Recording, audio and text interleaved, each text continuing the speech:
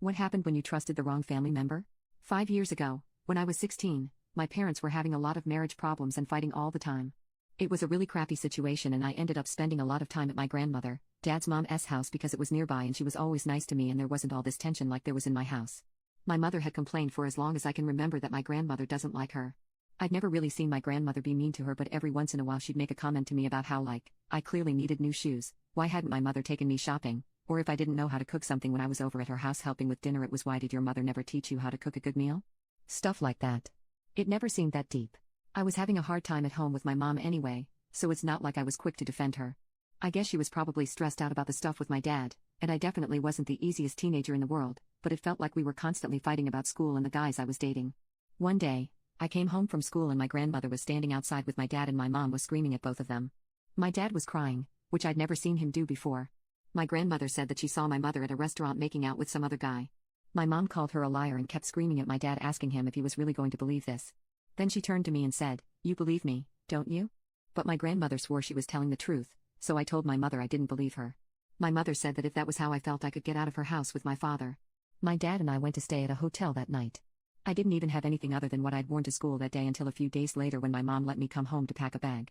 She was crying and asked me again if I believed her, but at that point I was so mad at her for kicking me out that I said she was a lying skank and I was never going to trust another word that came out of her mouth.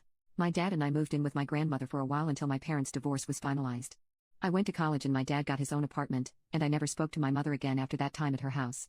Last month I was home from college and having dinner with my dad and my grandmother. My dad seemed really excited about something, and finally he announced with a big smile on his face that he'd started seeing someone and it was getting serious. I was so happy for him. He started telling me about the woman, who sounds really great, but then I noticed my grandmother sitting there glaring at him. He asked her what was wrong, and after doing the nothing, everything's fine thing for like an hour, she finally lashed out and went, "After all that work I did getting rid of your demonic ex-wife?" And that's when the truth came out. She'd made the entire thing up. She even had paid a friend of hers to get her son to tell my dad that he was the affair partner, a part of the story I'd never heard before, because at first my dad hadn't believed her and had trusted my mother. My grandmother said all this crazy stuff about how she should be the only woman in his life, which was especially weird since I was sitting right there, but yeah, it was messed up. My dad and my grandmother screamed at each other for ages while I hid in my room. After he'd finally kicked her out and told her she was never to contact either of us again, he came into my room crying and he and I just hugged for a long time. We both immediately wanted to reach out to my mother.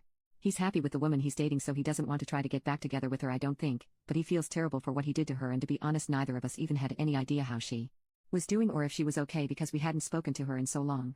I still had her number so I decided to try texting her. When she didn't answer, I thought maybe she'd changed her number. But a few days later she responded telling me that she would never forgive my betrayal and she wants nothing to do with me. I don't know what to do. I hate that I believed my grandmother over her, but I was a kid and I don't think my mom should punish me forever over it.